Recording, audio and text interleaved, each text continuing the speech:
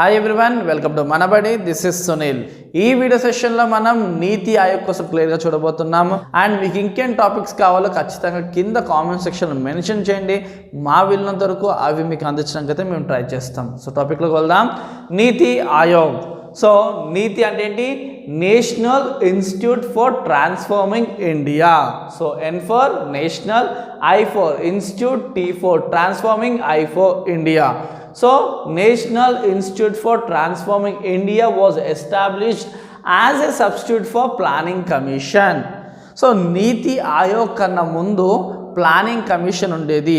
So ఆ planning commission replace చేస్తూ, substitute చేస్తూ వచ్చిందే ఈ నీతి ఆయోగ్. ఆన్ Jan 1, 2015 ఎప్పుడు వచ్చింది? January 1, 2015 ప్లానింగ్ కమిషన్ రీప్లేస్ చేస్తూ నీతి ఆయోగ్ రావడం జరిగింది. National institute for transforming India. So ఆ రోజు నుంచి ప్లానింగ్ కమిషన్ పక్కకు వెళ్ళిపోయింది. దాని ప్లేస్లో నీతి ఆయోగ్ అయితే వచ్చింది. So next, Niti Aayog is a new planning commission of India which is set up to give directional, strategical and critical inputs to development process. So మన దేశం ఎదగడానికి రాష్ట్రాల వారీగా ఉండొచ్చు, దేశానికి ఉండొచ్చు, ఒక స్ట్రాటజికల్ మేనర్లో డెవలప్మెంట్ ప్రోగ్రామ్కి సంబంధించిన పాలసీస్ని అందించడానికే ఈ నీతి ఆయోగ్ అనేది రావడం జరిగింది. సో దీంట్లో ఏంటంటే జస్ట్ పాలసీస్ ఇస్తుంది తప్పించి ఫండ్స్ ఇచ్చే హక్కు, రైట్ దీనికి లేదు. జస్ట్ అడ్వైస్ మాత్రం ఇవ్వగలుగుతుంది, కానీ ఇక్కడ ఫండ్స్ ట్రాన్స్ఫరింగ్ నీతి ఆయోగ్ చేతిలో అయితే లేదు. అది చూసుకుంటే ఇక్కడ నీతి Aayog AIIMS to modify the one-way center to flow of policy with cooperative federalism.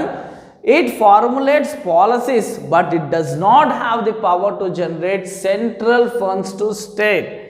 ఎక్కడా కూడా కేంద్రం అంటే సెంట్రల్ గవర్నమెంట్ నుంచి స్టేట్ గవర్నమెంట్కి ఫండ్ ట్రాన్స్ఫర్ చేసే హక్కు దీనికి లేదు. కేవలం ఏంటంటే ఈ స్టేట్కి ఎంత ఇస్తే బాగుంటుంది, ఈ స్టేట్కి ఇది ప్రాసెస్ చేస్తే బాగుంటుంది అని కేవలం అడ్వైజ్, సజెషన్ మాత్రమే నీతి ఆయోగ్ ఇవ్వగలుగుతుంది తప్ప ఎక్కడా కూడా ఫండ్స్ విషయంలో డెసిషన్ మేకర్ కాదు. అండ్ ఇది ఏంటి అంటే ఒక హెల్తీ కోఆపరేటివ్ ఫెడరలిజం నడపడానికి హెల్ప్ చేస్తుంది. ఫెడరలిజం అంటే ఏంటి? ఈ స్టేట్ వారీగా పవర్ డివిజన్ ఉంది కదా. సో స్టేట్కి సెంట్రల్కి ఎప్పుడు కూడా ఒక యుద్ధ వాతావరణంలా కాకుండా ఒక ఫ్రెండ్లీ విధానంలోని సెంట్రల్ స్టేట్కి ఒక కోఆపరేటివ్ రిలేషన్ పెంచే విధంగా నీతి ఆయోగ్ ఒక విధానం అనేది ఉంటుంది. సో క్లియర్ అనుకుంటా. On January 1, 2015 planning commission replace చేస్తూ వచ్చిందే కొత్త ప్లానింగ్ కమిషన్ ఏంటి? నీతి Aayog.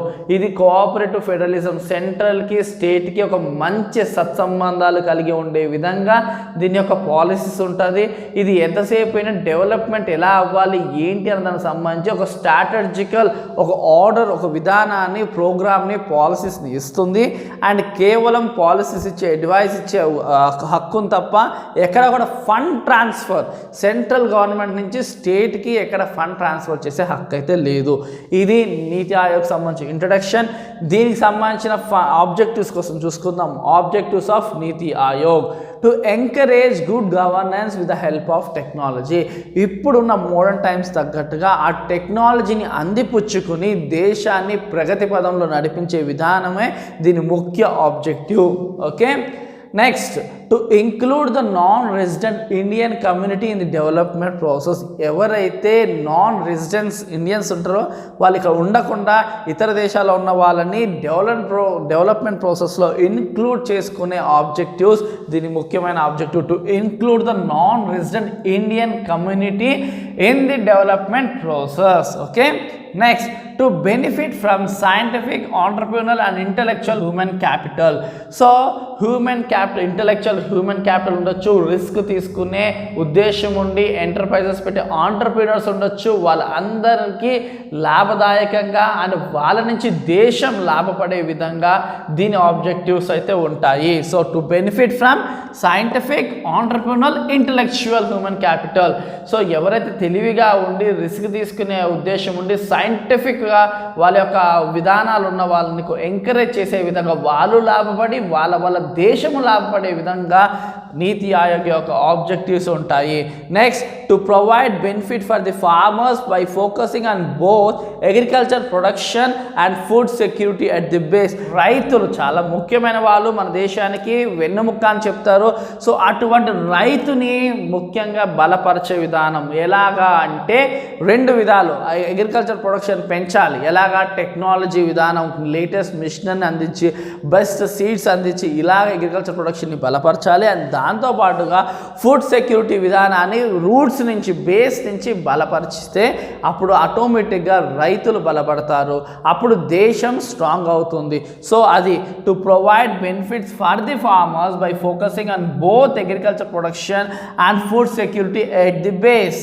Next, to make use of the economically active middle class in the production process to recognize their potential. So రైతుల తర్వాత ఎక్కువ మొత్తంలో మిడిల్ క్లాస్ వాళ్ళు ఎవరైతే యాక్టివ్ రోల్ ఎకనామిక్ ప్రొడక్షన్లో ఉన్న వాళ్ళు ఉంటారో, ఎదగాలి అన్న లక్ష్యంతో ఉంటారో, సో అలాంటి వాళ్ళని సపోర్ట్ చేస్తూ వాళ్ళ పొటెన్షియాలిటీని ఫుల్గా వాడుకొని దేశానికి వాళ్ళు ఉపయోగపడే విధంగా అండ్ వాళ్ళు ఆర్థికంగా అభివృద్ధి పొందే విధంగా దీని యొక్క నీతి ఆయోగ్ ఆబ్జెక్టివ్స్ అయితే ఉంటుంది. సో క్లియర్ అనుకుంటా. ఫస్ట్ ఆబ్జెక్టివ్ వచ్చేసి మంచి గవర్నమెంట్ టెక్నాలజీని యూటిలైజ్ చేస్తూ మంచి పాలనను అందించే విధంగా దీని ఆబ్జెక్టివ్ ఉంటుంది. సెకండ్ వచ్చేసి నాన్ రెసిడెంట్ ఇండియన్ కమ్యూనిటీని డెవలప్మెంట్ ప్రాసెస్లో ఇన్క్లూడ్ చేసుకునే విధంగా అండ్ అలాగే scientific entrepreneur and intellectual human capital ఎవరైతే ఉన్నారో వాళ్ళని ప్రాపర్గా వాడుకునే విధంగా, రైతులకి మేలు చేసే విధంగా వాళ్ళ యొక్క ప్రొడక్షన్లోనూ అండ్ అంతేకాకుండా ఫుడ్ సెక్యూరిటీలోనూ బేస్ రూట్స్ బలపడే విధంగా, ఫార్మర్స్కి మేలు చేసే విధంగా వీళ్ళ ఆబ్జెక్టివ్స్ ఉంటుంది. అండ్ ఫిఫ్త్ వచ్చేసరికి మిడిల్ క్లాస్లో ఎవరైతే ఆంటర్ప్రీనర్స్ ఉంటారో, ఎవరైతే రిస్క్ టేకింగ్ ఉంటారో, ఎవరైతే ఎదగాలన్న ఒక ఫైర్ ఉంటుందో అలాంటి వాళ్ళని ఎంకరేజ్ చేస్తూ పొటెన్షియాలిటీ పెంచే విధంగా దీని నీతి ఆయోగ్ యొక్క ఆబ్జెక్టివ్స్ అయితే ఉన్నాయి. ఇకపోతే నీతి ఆయోగ్ యొక్క ఫంక్షన్స్లో చూసుకుంటే కనుక it develops vision and scenario plans for the states and the country.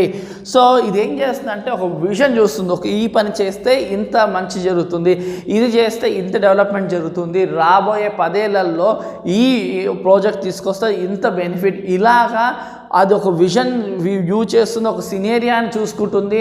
And suggestion state గవర్నమెంట్కి అండ్ సెంట్రల్ గవర్నమెంట్కి రెండిట్లకు కూడా ఇస్తుంది. Okay, it provides technology upgradation, capacity building. టెక్నాలజీని మెరుగుపరిచే ఫంక్షన్ దీని ముఖ్యమైన ఫంక్షన్. టెక్నాలజీ అప్గ్రేడేషన్ ఇప్పుడు చాలా ఫాస్ట్గా మూవ్ అవుతున్న ఈ ప్రపంచానికి అనుగుణంగా మన దేశంలో కూడా టెక్నాలజీ అంతే ట్రెమెండస్ గ్రోత్ ఉండే విధంగా చూసుకోవడం అయితే జరుగుతుంది. Next, it resolves inter state and inter sectorial disputes. State గొడవలు ఉన్నా, సెక్టర్ గొడవలు ఉన్నా ఇది సాల్వ్ చేయడానికి ట్రై చేస్తుంది. And next, it acts as a knowledge and innovation hub by gathering and spreading research and best practices. ఏదైతే ప్రపంచంలో బాగా హిట్ అయిన పాలసీస్ ఉండొచ్చు, లేదా వీళ్ళు బాగా ఆలోచించి అట్లాంటి పాలసీస్ అన్ని గ్యాదర్ చేసి వాటిని స్టేట్స్కి సెంట్రల్కి డిస్ట్రిబ్యూట్ చేస్తారు. ఇది చేస్తే మంచి జరుగుతుంది, దీనివల్ల ఇంత మంచి జరుగుతుంది రిపోర్ట్స్ పంపిస్తారు. అందుకే దీన్ని ఏమన్నారు, నాలెడ్జ్ అండ్ ఇన్నోవేషన్ హబ్. ఒక knowledge and innovation hub centre లాగా ఇది వర్క్ చేస్తుంది. ఎవరికి, అటు స్టేట్ గవర్నమెంట్కి వర్క్ చేస్తుంది, ఇటు సెంట్రల్ గవర్నమెంట్కి వర్క్ చేస్తుంది. Next, it assist India to transform into cooperative and competitive federalism. So ఇక్కడ ఫెడరలిజాన్ని ఏంటంటే కోఆపరేటివ్, ఎంతసేపు స్టేట్ మీద సెంట్రల్ మీద గొడవ పడకుండా సెంట్రల్కి స్టేట్కి ఒక సఖ్యత కలిగి ఒకరినొకరు పరస్పరం సహకరించుకునే ఒక ఫెడరలిజం సిస్టమ్ని తీసుకురావడమే దీని యొక్క ముఖ్యమైన function. Okay, next, it serves like an advisor to state and central government. Already discuss చేసాం కదా, సెంట్రల్ గవర్నమెంట్కి స్టేట్ గవర్నమెంట్కి అడ్వైజర్ లాగా వర్క్ చేస్తుంది. And next, it supervisors the launching of programmes and policies and estimates their influence. So ఇది supervise చేస్తుంది, ఈ programme చేస్తే ఇలా మంచి జరుగుతుంది ఏంటి అని ఒక 10 ఏళ్ళు 20 ఏళ్ళ విజన్ని ముందుగానే చూస్తుంది, దానికి సంబంధించిన ఎస్టిమేషన్స్ ఇస్తుంది అండ్ సజెషన్స్ సెంట్రల్ గవర్నమెంట్కి ఇస్తుంది, చెయ్యాలా లేదా అనేది సెంట్రల్ గవర్నమెంట్ తర్వాత డిసైడ్ చేస్తుంది. కానీ సో టోటల్గా చూసుకుంటే దీన్ని యొక్క ఎలా అంటే విజన్ తో వెళ్తుంది, ఒక సినేరియాను చూసుకుంటుంది, సజెషన్స్ ఇస్తుంది, అడ్వైజెస్ ఇస్తుంది, టెక్నాలజీ అప్గ్రేడేషన్కి ప్లాన్ చేస్తుంది. అండ్ టోటల్గా చూసుకుంటే ఎంతసేపు దేశం ఎలా ఎదగాలి అన్ని డైమెన్షన్స్లో, మల్టీ డైమెన్షన్స్లో దేశాన్ని ముందుకు కొనసాగించే విధంగా నీతి ఆయోగ్ ఎంతసేపు ఆలోచిస్తుంది. సో చాలా మంచి ప్రణాళికను రూపొందించడానికి ప్లానింగ్ కమిషన్ బదులు నీతి ఆయోగ్ అనేది మనకి Jan 1, 2015 స్టార్ట్ అయింది ఇది. సో అప్పటి నుంచి కూడా అలాంటి సజెషన్స్ ఇస్తూ వస్తుంది. కానీ ఫండ్ ట్రాన్స్ఫర్ హక్కు దీనికి లేకపోవడం ఒక డిసడ్వాంటేజ్ అని చెప్పాలి. సో అది ఉండుంటే బాగుంటుంది. అంటే నీతి ఆయోగ్తో పాటుగా సెంట్రల్ గవర్నమెంట్ కలిపి ఆ హక్కు ఇచ్చుంటే బాగుండేది కొంత, కానీ ఆ హక్కు అయితే లేదు. ఓకే, ఐ హోప్ నీతి ఆయోగ్ మీకు కంప్లీట్గా క్లియర్గా అర్థమైంది అనుకుంటున్నాను. ఇంకేమైనా డౌట్స్ ఉన్నా, ఏమైనా టాపిక్ కావాలంటే కింద కామెంట్ సెక్షన్లో మెన్షన్ చేయండి. మా వీళ్ళంత వరకు అది మేము మీకు అందించడానికి అయితే ట్రై చేస్తాం students. Thank you for watching. Do share and subscribe our channel.